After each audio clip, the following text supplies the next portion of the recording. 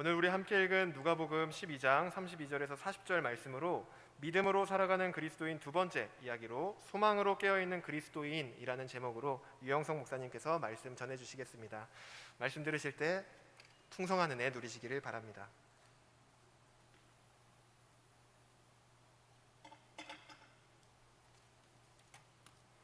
기도드리시겠습니다. 하나님, 오늘도 우리가 이렇게 예배의 자리에서 마음이 하나 되어 주님을 바라봅니다. 주님, 우리의 귀를 열고 마음을 열어 주님께 우리에게 말씀하시는 주님을 기다립니다. 주님, 이 시간 개인의 생각이 나누어지는 자리가 아니라 하나님의 말씀이 오직 나누어지는 자리가 되게 하여 주시고, 우리 모두가 주님의 말씀 가슴에 새기고 순종의 발걸음 출발하는 그런 은혜의 시간 허락하여 주시옵소서. 예수님의 이름으로 기도합니다. 아멘.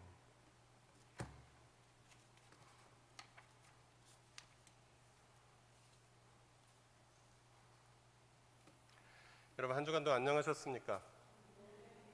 오랜만에 또 뵈었습니다. 말씀을 향해서 한 걸음씩 더 나아가자고 부탁을 드렸었는데 그렇게들 하셨는지요? 한 걸음, 두 걸음, 세 걸음 계속해서 나아갈 수 있으면 더 좋을 수도 있지만, 그러나 말씀 앞으로 한 걸음 더 나아갈 수 있다라는 것은, 그리고 그 한 걸음 더 나아가는 것이 우리 삶의 건강한 신앙의 습관이 될 수 있다면, 또 언젠가 기회가 주어지면 더 한 걸음 나아갈 수 있고, 그렇게 너무 빠르진 않더라도 천천히 함께 예수님 닮아갈 수 있으면 얼마나 좋겠습니까? 그렇게 또 하고 계신 줄 믿습니다. 그리고 무더위 속에서 비도 뜨겁게 내리는 그런 날씨 속에서 한 주간 보내셨는데 건강하게 보내셨는지 궁금합니다. 집에 있기도 힘들고 어디 나가기도 힘든 이 계절에 또 한 주간 보내시느라고 수고 많으셨습니다. 그리고 휴가철도 끝났는데 휴가는 다녀오셨는지요? 저희 교회 분들은 최근 1, 2년째 캠핑을 좋아하는 분들이 늘어났습니다. 복잡한 도시인의 삶을 잠시 멈추고 자연 속에서 야생의 삶을 맛보고 돌아오는 이 캠핑이 매력적인 요소가 있는 것은 사실인 것 같습니다. 그리고 이 캠핑은 선진국의 특징이라고 합니다. 그 나라가 선진국에 진입하면 캠핑 문화가 확산되기 시작한다고 합니다. 그래서 미국이나 서유럽에서 캠핑 문화가 확산된 것은 이미 수십 년 전이었다고 합니다. 그런데 저는 외국 여행을 많이 해본 것은 아니지만 제가 가본 나라 중에서 캠핑을 제일 잘하는 나라는 선진국이라고는 객관적으로 부를 수 없는 그런 나라였습니다. 어느 나라인가 하면 바로 몽골이었습니다. 몽골은 2020년 인구조사에 의하면 아직도 전 국민의 40% 가까이가 텐트에 살고 있다고 합니다. 몽골에 가보니 텐트에 위성 안테나가 설치되어 있고, 또 주소도 없이 목초지를 따라 계속 이동하는 텐트에서 우편물도 받을 수 있고 택배도 받을 수 있다고 합니다. 우리나라 문화에서는 캠핑이 휴가인데 유목민들에게는 캠핑이 생업이고 인생 그 자체입니다. 저는 왜 이렇게 또 캠핑 이야기를 여러분께 드리는 것일까요? 캠핑이라고 하면 몽골에 뒤처지지 않았을 사람들이 유목민 출신인 이스라엘의 조상들이었습니다. 그래서 창세기에서 만날 수 있는 아브라함도 이삭도 야곱도 유목민이었고, 출애굽한 이스라엘 백성들도 광야에서 40년 동안 텐트 생활을 했습니다. 오늘 주보에 별지로 나누어드린 히브리서 본문을 보시면 또 텐트를 치고 살았던 사람들 3대의 이야기가 나옵니다. 시간 관계상 제가 히브리서 11장 9절과 10절만 읽어드리겠습니다. 나머지 내용은 설교 내용 안에서 설명해드리고 예배 시간에 낭독되지 않는 본문은 시간 되실 때 읽어보시면 되겠습니다. 히브리서 11장 9절입니다. 믿음으로 그가 이방의 땅에 있는 것 같이 약속의 땅에 거류하여 동일한 약속을 유업으로 함께 받은 이삭 및 야곱과 더불어 장막에 거하였으니 이는 그가 하나님이 계획하시고 지으실 터가 있는 성을 바랐음이라. 아멘. 우리가 유목민으로 잘 알고 있는 아브라함은 원래는 유목민이 아니었을 가능성이 매우 높습니다. 아브라함의 고향 갈대아 우르는 고대 근동 아시아에서 가장 찬란한 문화를 꽃피웠던 메소포타미아 문명의 중심지였습니다. 그래서 아브라함은 오늘날로 말하면 차가운 도시 남자였습니다. 대단히 화려한 생활은 아닐 수 있을지 모르지만 광야에서 천막 치고 양떼 돌보는 생활과는 분명히 거리가 있는 발달한 도시 문명 속에서 성장해서 성인이 되고 중년이 되고 75세 노년이 된 사람이었습니다. 그런데 오늘 히브리서 본문은 그런 아브라함이 하나님의 부르심을 받았을 때에 믿음으로 순종하여 갈 바를 알지 못하고 나아갔더라라고 말합니다. 부르심을 받았을 때 갈 바를 알지 못하고 나아갔다는 것은 하나님의 부르심을 받은 즉시 그것이 어디인지 구체적으로 알고 비교해보고 따져보기 전에 믿음으로 순종하며 나아갔다라는 말입니다. 주저하거나 고민하지 않고 그냥 순종했다는 말입니다. 자신이 나고 자라고 노년이 될 때까지 살아온 풍요로운 도시 문명에 익숙한 삶을 그는 하나님의 한마디에 버릴 수 있었습니다. 그리고 남은 여생 부르심을 받았을 때부터 75세경에 부르심을 받아서 100년 동안을 175세에 죽을 때까지 그는 그리고 그것도 약속의 땅 가나안에 도착해서도 계속해서 나그네요 유목민처럼 장막에 거하였다. 텐트 치고 살았다라고 읽어드린 본문은 말하고 있습니다.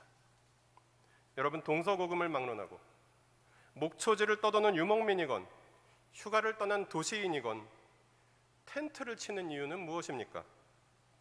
치기 쉽고 거두기 쉽기 때문입니다. 이동하기 쉽기 때문입니다. 집은 한 채 지으려면 아무리 짧아도 몇 달 걸립니다. 그러나 텐트는 한 동 설치하는데 초보자라 해도 길어야 몇 시간이면 충분합니다. 그래서 텐트를 치는 목적은 정착이 아니라 이동을 위한 것입니다. 캠핑을 다녀오신 분들은 아시겠지만 아무리 좋은 곳에 텐트를 쳐도 거의 모든 사람이 다음 날 떠나거나 길어야 2, 3일 있다가 캠핑 사이트를 떠나 짐을 싸서 어디론가 갑니다. 아브라함도 그랬습니다. 아브라함뿐 아니라 이삭과 야곱까지 3대가 그들은 약속의 땅에 도착한 뒤에도 믿음으로 이방 땅에 있는 것처럼 거류하며 텐트에 살았다라고 장막에 거하였다고 성경은 말하고 있습니다. 그리고 그 이유를 하나님이 계획하시고 지으실 터가 있는 성을 바라보았다. 하나님께서 세우시고 계획하신 그 견고한 기초 위에 세워질 도시를 바라보았다라고 성경은 말하고 있습니다. 아브라함이 75세 때 하나님의 부르심을 받을 때까지 우리가 그 이전에 어떤 삶을 아브라함이 살았는지는 잘 모릅니다. 단지 아브라함의 아버지가 처음에는 우상을 섬기는 사람이었다라는 정도만 성경을 통해서 확인할 수 있습니다. 그러나 성경을 통해서 우리가 분명히 알 수 있는 아브라함은 하나님의 부르심을 받았을 때에 갈 바를 알지 못하고 주저함 없는 순종으로 나아갔던 믿음의 사람이었습니다. 그리고 부르심을 받은 다음부터 죽는 날까지 100년 동안을 장막 생활을 하며 하나님께서 계획하신 든든한 기초 위에 세워진 도시를 바라보는 소망, 영원한 하나님 나라가 완성될 것을 기다리는 소망을 품고 자녀와 손주에게 가르치기 위해서 집을 짓지 않고 100년 동안 텐트를 치며 그곳에서 살았던 사람이라고 성경은 말하고 있습니다. 캠핑을 해보면 자연 속에 있는 것 자체는 분명 행복하지만 먹고 입고 자는 것, 씻는 것, 그리고 화장실 가는 것, 하나부터 열까지 불편함 투성이입니다. 그래서 저희 집에 함께 사는 두 사람 중에 한 사람 어떤 분은 왜 사서 고생을 하느냐, 호텔에 가지, 이렇게 말하기도 합니다. 그러나 캠핑을 좋아하시는 분들은 그 먹고 자고 입고 씻고 화장실 가고 하는 모든 불편함이 그들에게는 즐거움입니다. 얼마든지 참아낼 수 있습니다. 왜냐하면 이 캠핑은 임시로 하는 것이기 때문입니다. 잠깐이기 때문입니다. 편안한 삶은 집에 가면 얼마든지 할 수 있기 때문입니다. 아브라함이 100년 동안 매일 캠핑을 할 수 있었던 것은 이런 믿음이 있었기 때문입니다. 지금 이 세상의 삶은 영원하지 않다. 하나님의 백성인 나에게는 하나님이 계획하신 든든한 기초를 가진 도성, 하나님의 영원한 나라가 준비되어 있다라는 믿음이 있었기 때문입니다. 그래서 나에게는 이 세상에서 잠깐 더 편안하게 사는 것과는 비교할 수 없는 영원한 삶이 기다리고 있다는 믿음이 그에게는 있었기 때문이었습니다.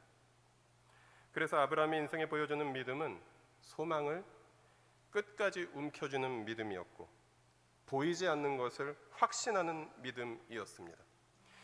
여러분이 잘 아시는 히브리서 11장 1절 말씀이 말하는 바로 그 믿음입니다.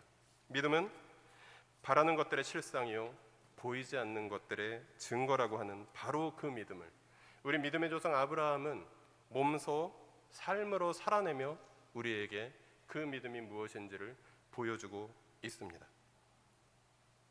오늘 두 번째 소개해드리는 본문은 이사야 1장 말씀입니다. 아브라함의 이야기로부터는 약간 1000년 정도가 흐른 그런 세월이 흐른 다음의 이야기입니다.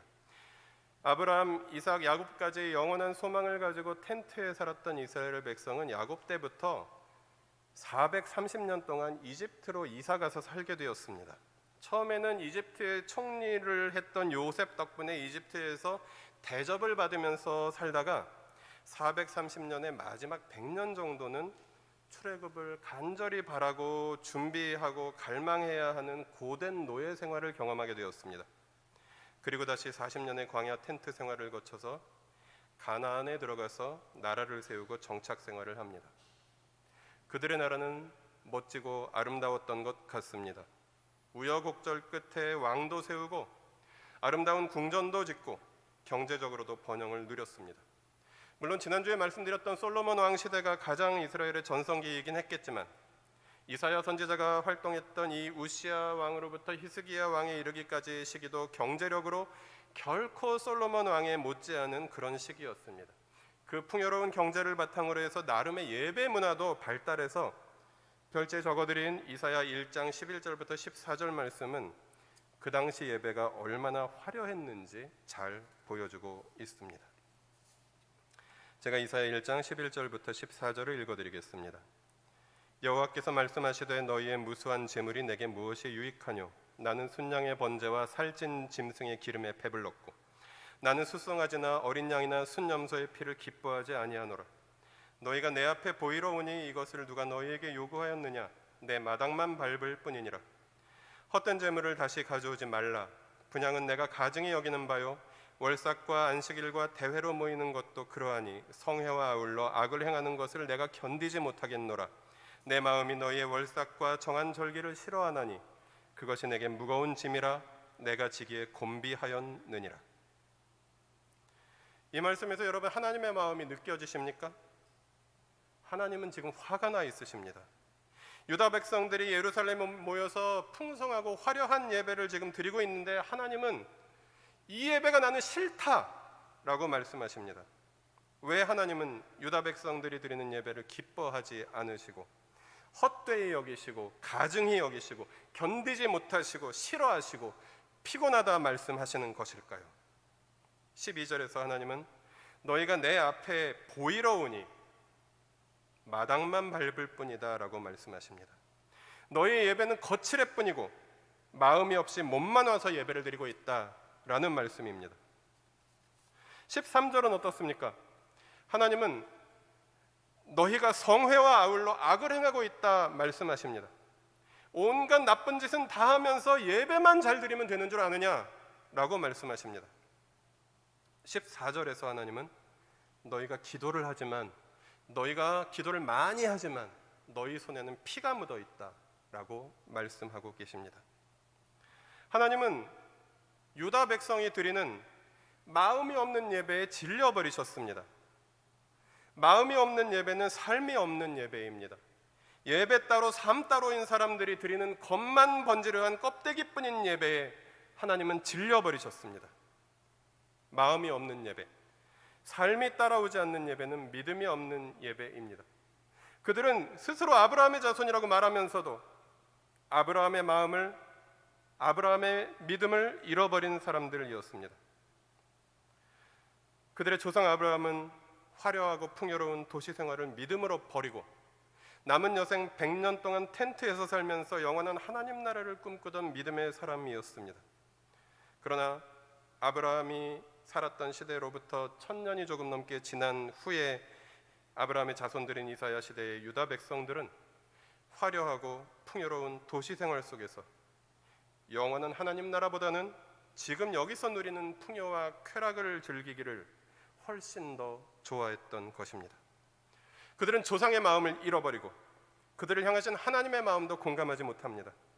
그저 정해진 날짜와 절기를 잘 지켜서 마음에도 없는 화려하고 풍성하지만 형식적인 예배를 드리는 것으로 하나님 나라 백성인 척을 하고 있는 것일 뿐입니다.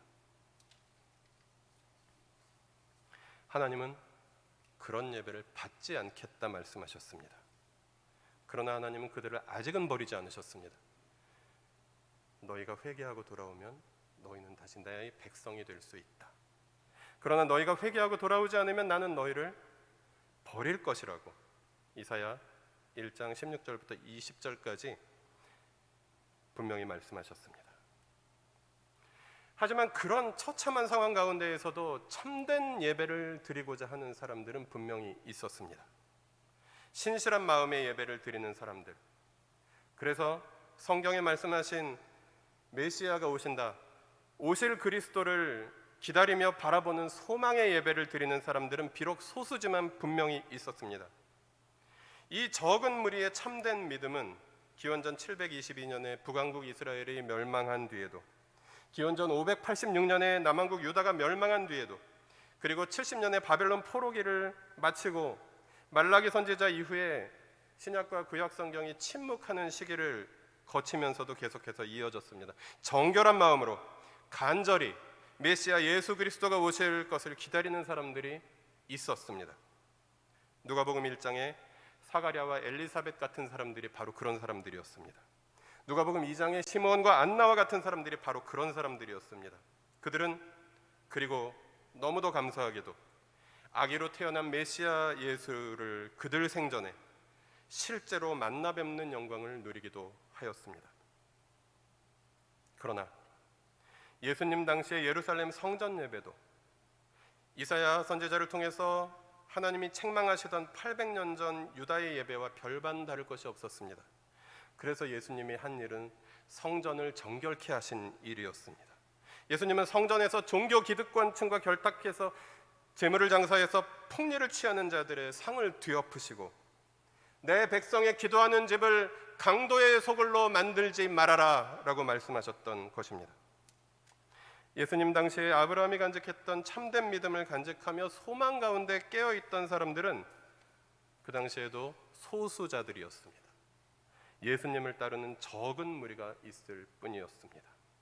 멸망으로 인도하는 문은 크고 넓어서 그리로 들어가고자 하는 사람들이 많지만 생명으로 인도하는 문은 좁고 길이 협착하여 찾는 자가 적었기 때문이었습니다. 그래서 참되게 예수님을 바라보며 참된 믿음의 발걸음을 걸어가려고 하는 사람들은 늘 적은 무리였습니다.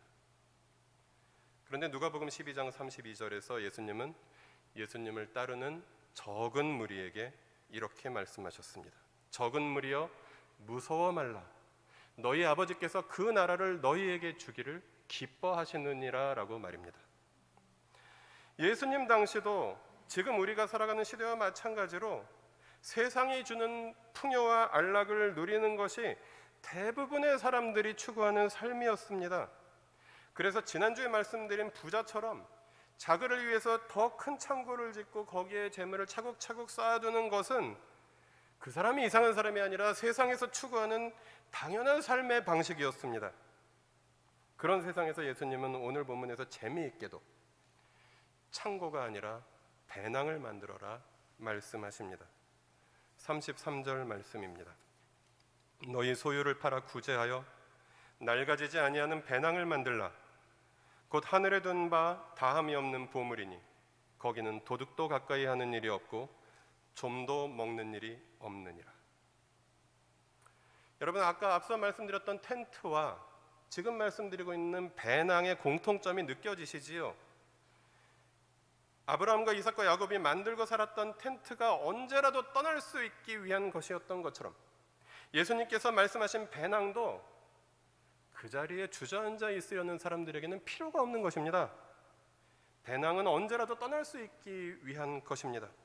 텐트가 이동을 위해 있는 것처럼 배낭도 이동을 하기 위해 있는 것입니다. 학생들은 배낭을 메고 학교를 갑니다. 청년들은 배낭을 메고 여행을 갑니다. 탐험가들은 배낭을 메고 히말라야나 아마존에 갑니다. 이것처럼 예수님의 제자들은 더 큰 창고를 만들어서 곡식을 가득가득 쌓아두는 사람들이 아니라 언제라도 예수님이 부르시면, 어디라도 예수님이 보내시면 순종하며 믿음의 여행을 떠날 수 있는, 그들의 조상 아브라함이 가졌던 그 즉각적으로 순종하는 믿음을 마음에 간직하고 있었던 사람들이었습니다. 예수님은 33절에서 친절하게 예수님의 제자들이 창고 대신 준비해야 할 배낭의 이름이 무엇인지 알려주셨습니다. 여러분, 댁에도 한두 개씩 있을 수 있는 배낭의 이름은 무엇입니까? 예수님이 알려주신 이 배낭의 이름은 매우 명품 배낭입니다. 저는 목사가 명품을 잘 알아도 이상하지만 잘 모릅니다. 그래서 그냥 흔히 알려져 있는 프라다, 구찌, 루이비통 이런 이름들 정도만 알고 있습니다. 근데 예수님이 제자들에게 준비하라고 하신 배낭의 이름은 프라다도 아니고 구찌도 아니고 루이비통도 아니고 구제입니다. 구제라고 말씀드리니까 좀 약간 중고품 생각이 나실 수도 있는데 이웃사랑의 배낭입니다. 헬라어로는 엘레모스네라고 합니다. 예수님이 친히 말씀하신 세상에서 제일 좋은 명품 배낭의 이름은 구제입니다. 세상의 명품 배낭은 가방 하나에 수백만 원을 하지만 예수님이 말씀하신 구제라는 명품 배낭은 몇백 원, 단돈 몇천 원만 있어도 가질 수 있습니다. 여러분, 이탈리아 장인이 한 땀 한 땀 만든 명품 배낭을 가지지는 못해도 우리에게는 엘레모스네, 구제라는 이름의 그보다 훨씬 더 명품인 가방이 있습니다. 예수님은 너희 소유를 팔아 구제하여 낡아지지 아니하는 배낭을 만들어라. 구제라는 배낭에 너희 소유를 담아두면 하늘에 보물이 쌓이는 것이란다. 그리고 34절에서 너희 보물이 있는 곳에 너희 마음이 있다라고 말씀하셨습니다. 너희 보물을 땅에 있는 창고에 쌓아둘래? 아니면 구제라는 배낭에 담아서 하늘에 쌓아둘래? 예수님은 말씀하시는 것입니다. 지금도 우리에게 예수님은 이렇게 말씀하십니다. 여러분, 어떤 선택을 하시겠습니까? 선택은 자유입니다. 그런데 보물을 땅에 쌓아두는 사람의 마음은 땅에 있고 보물을 하늘에 쌓아두는 사람의 마음은 하늘에 있다라고 예수님은 말씀하셨습니다. 그래도 지난주에 여러분께 말씀 앞으로 한 걸음 더 나아갑시다라고 부탁을 드렸던 것처럼 이번 주에는 누군가를 위해서 여러분의 명품 배낭에 구제라는 보물을 한 가지만 더 쌓아 보십시다라는 부탁을 드리고 싶습니다. 하나님께서 여러분에게 이 시간에 혹은 주중에 마음 주시는 어떤 한 사람을 위해서 작은 정성을 담아서 선물을 보내시거나 돈을 보내시거나 그렇게 해주시면 어떨까요?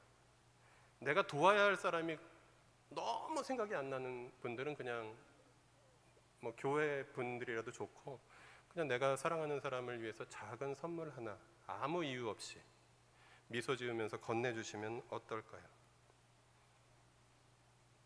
이어지는 35절 이하의 말씀에서 주님은 계속해서 구제의 배낭을 사용해서 보물을 하늘에 쌓아두는 사람은 마치 주인이 돌아올 때까지 깨어서 기다리는 종들과 같다라고 말씀하셨습니다. 예수님 당시 풍습으로는 결혼식이 끝나면 혼인잔치가 벌어지는데 보통 밤 늦게까지 계속되었습니다. 혼인집에 간 주인이 집에 돌아오려면 한밤중이나 새벽이 됩니다. 보통 밤 12시가 넘는 게 기본입니다. 잔치가 정확하게 언제 끝날지 종들이 알 수만 있다면 종들이 알람을 맞춰놓고 자다가 주인 오실 때쯤 일어나서 세수하고 몸단장하고 주님을 맞이하면 될 텐데, 종들은 잔치가 언제 끝날지 모르니 주인이 언제 올지 모르고 그러니 깨어 있을 수밖에 없었습니다. 그런데 예수님은 하나님의 나라가 이와 같다고 말씀하십니다. 너희는 준비하고 있으라, 생각지 않을 때에 인자가 오리라 라고 누가복음 12장 40절에서 말씀하고 계십니다. 깨어있는다는 건 무엇입니까? 그리스도인들이 예수님 다시 오실 때까지 깨어있는다는 것은 우리가 밤에 잠을 안 자면 된다는 말입니까? 매일 철야 기도를 하면 된다는 말입니까? 그럴 수 있으면 좋지만 세상의 삶의 방식에 젖어서 창고 넓히고 창고 가득 채우는, 보물을 땅에 쌓아두는 삶이 아니라 구제라는 이름의 배낭을 하나씩 장만해서 보물을 하늘에 쌓아두며 사는 삶이 소망으로 깨어있는 삶이라고 주님은 말씀하십니다. 즉, 세상에 수많은 사람들이 살아가려고 하는 내 것을 더 늘리는 삶이 아니라 예수님을 따르고자 하는 소수의 무리가 그렇게 살고자 하는, 이웃을 사랑하고 섬기는 삶으로 그렇게 나아가는 사람들이 바로 주님이 다시 오실 때 기쁘게 주님을 맞이할 주님의 종들이라고 오늘 본문에서 주님은 말씀하고 계십니다. 그런데 37절 말씀을 보시면 예수님이 다시 오셔서 완성될 하나님의 나라가 세상 나라와 어떻게 다른지 그 하나님 나라의 성격을 살짝 보여주십니다. 그래서 37절은 정말 중요합니다. 다시 한번 함께 읽겠습니다. 누가복음 12장 37절입니다. 주인이 와서 깨어있는 것을 보면 그 종들은 복이 있으리로다. 내가 진실로 너희에게 이르노니 주인이 띠를 띠고 그 종들을 자리에 앉히고 나와 수종 들리라. 아멘. 여기에 우리가 상식적으로 이해를 할 수 없는 말씀이 기록되어 있습니다. 주인이 띠를 띠고 그 종들을 자리에 앉히고 나와 수종 들리라. 종이 주인을 수종드는 것이 아니라 주인이 종들을 수종들겠다는 말씀입니다. 보통 주인은 수종들지 않습니다. 종들이 열심히 일을 하면 포상을 합니다. 칭찬을 합니다. 그런데 예수님이 말씀하시는 그날에 오실 이 주인은 띠를 띠고 종들을 자리에 앉히고 수종을 든다고 말합니다. 주인이 종 노릇하겠다라는 말씀입니다. 디아코니아라는 말씀입니다. 섬긴다는 말씀입니다. 주인이 종들을 섬길 것이다. 주인이 종 노릇할 것이다. 그 나라에서는 이렇게 말씀하시는 것입니다. 이 말씀을 통해서 예수님이 우리는 어떤 메시아이신지, 예수님이 만들고자 하시는 나라가 어떤 나라인지 우리에게 잘 보여주는 것 같습니다. 예수님은 요한복음 13장에서 제자들의 발을 씻겨주심으로써, 그리고 다음 날에 십자가에 달려 돌아가심으로써 그 나라가 어떤 나라인지 실제로 삶과 죽음으로 보여주셨습니다. 예수님이 보여주신 그 나라는 섬김의 나라입니다. 예수님이 보여주신 그 나라는 사랑의 나라입니다. 예수님이 보여주신 그 나라는 희생의 나라입니다. 그 나라는 세상과 거꾸로 된 나라입니다. 세상의 나라는 강자가 약자를 짓밟고 주인이 종을 억누르고 그리고 낮은 사람이 높은 사람을 섬기는 게 상식입니다. 그러나 하나님의 나라는 강자가 약자를 섬기고 주인이 종을 섬기고 높은 사람이 낮은 사람을 섬기는 나라라고 오늘 본문에서 주님은 말씀하고 계십니다. 그래서 주님은 구제의 배낭을 통해서 하늘의 보물을 쌓아두는 사람, 계속해서 날마다 섬김의 연습을 하는 사람, 내 것을 계속해서 채우고 늘리는 삶이 아니라 계속해서 내 것을 나누어주고 베푸는 연습을 하는 사람, 그런 사람들이 그 나라의 참된 기쁨을 기쁘게 누릴 수 있다고 본문을 통해서 말씀하고 계십니다. 말씀을 마무리하겠습니다. 여러분, 세상은 우리에게 너 자신을 위해서 철근 콘크리트로 된 집을 크게 짓고 더 큰 창고를 짓고 너의 소유와 재물을 그 창고 가득 이 땅에 쌓아두라고 말하고 있습니다. 그러나 하나님은 우리에게 영원한 하나님 나라를 소망하며 보물을 하늘에 쌓아두라고 말씀하십니다.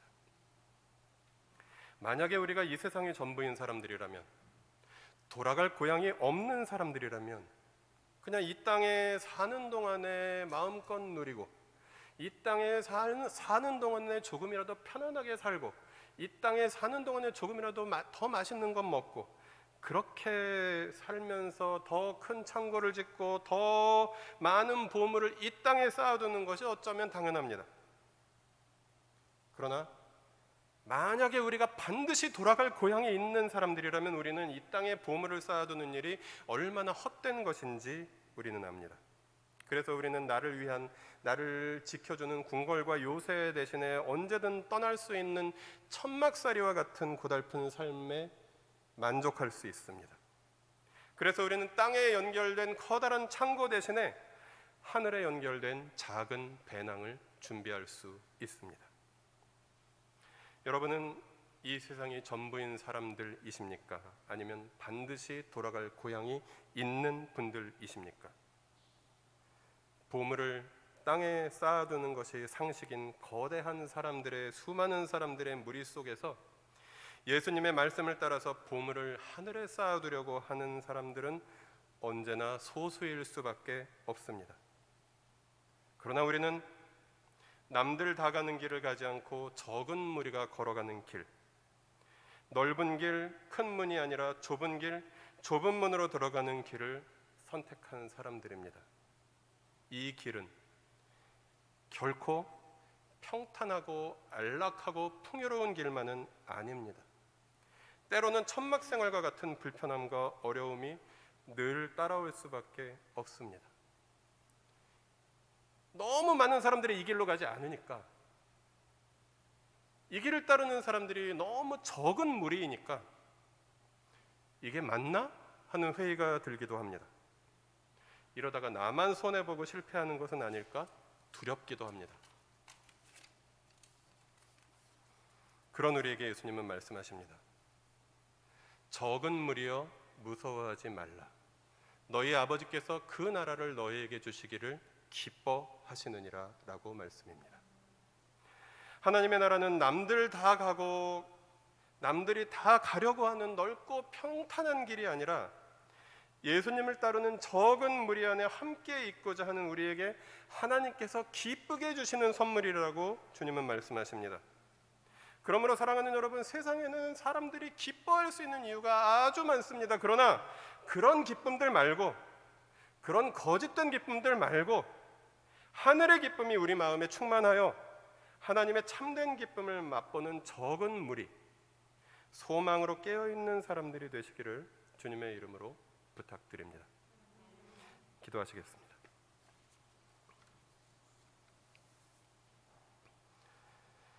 땅이 아니라 하늘에, 창고가 아니라 주님이 만들라고 하신 배낭에 주님 주신 보물을 쌓게 하여 주십시오. 그리하여 세상이 아니라 주님께 언제나 우리의 마음이 있게 하여 주십시오. 우리 주 예수 그리스도의 이름으로 기도하오며 약속대로 반드시 다시 오실 우리 주 예수 그리스도의 은혜와 하나님의 사랑과 성령의 위로하심이 지금부터 영원토록 우리 모두와 함께 있을 것입니다. 아멘.